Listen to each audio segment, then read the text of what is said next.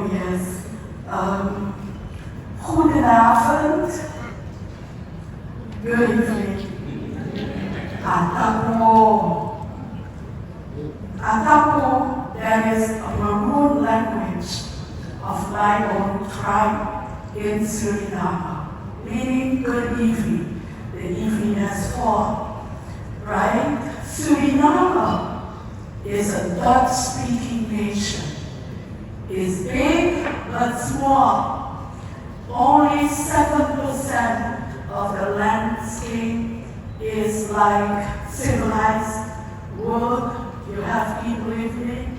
93% is covered with the Amazon forest. We have 6 tribes of Afro-descendants in Suriname. Why?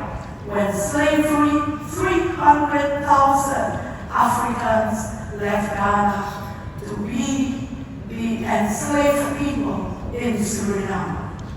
When they reached this country, immediately some of them left to live in the jungle of Suriname and formed 6 tribes, of which the biggest tribe is Samaka. You have Okanisi, I'm an Okanisi woman.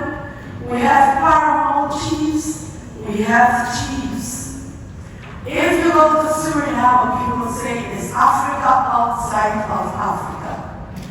When you're in town, it will take you to my region where my Paramount chiefs live, like 3 days with canoe. By air is 45 minutes. Maroon people, they like Western education. So education came in my region in the 1950s when they accepted Western education because they wanted to keep their African ethics, the African model, they wanted to keep it alive. And if you see me wearing this thing, this is called pangi. This is a wrap. And to live in the jungle, you need to communicate with codes. So when I put on my pangi on my shoulder, or I put it on my waist, it has a lot to tell. Even if it is long or short, it tells you something. And then we have the Creoles, those who are not living in tribal communities. They speak Dutch very well because they were the one that stayed till slavery was abolished. These people have codes as well. The head tie I had on when I was presenting my credentials to your wonderful president. Thank you, Mr. President, for accepting me as an ambassador in your beautiful, wonderful nation, Ghana. The one I had on was made by the Afro culture in Suriname, and it's called Let Them Talk. We even have had guys that tell you, wait for me at the corner. We have one call me on my cell phone. So they develop the communication with their attire. The Maroons with the pangi and the Creole ladies with the head tie. What I want to tell people, we come from humble places. I'm a village girl, could not speak Dutch. When I went to school, I was only speaking my tribal language. Didn't know how to say teacher in Dutch. So I still don't know how I passed all the classes and then once became the first girl of the region I come from to graduate from the university as a sociologist. Why sociology? I wanted to understand society. And to understand society, you will go through a lot of hardships.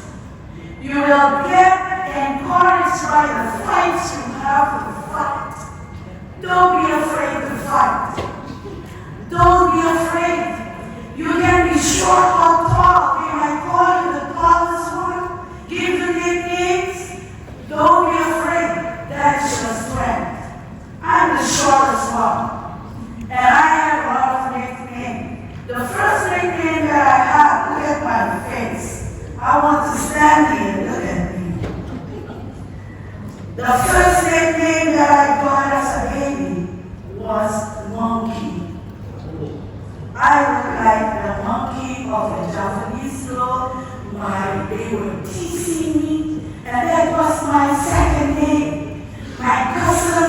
see me wherever they were, they will call me Wata.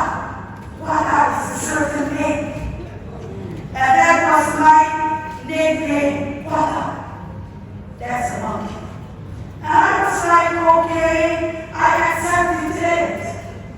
But what I did not know, that was the power I got.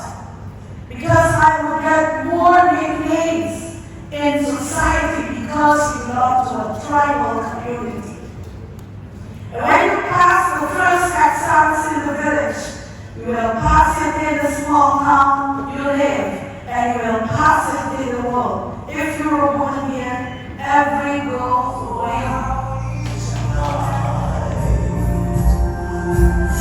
Regardless where you are.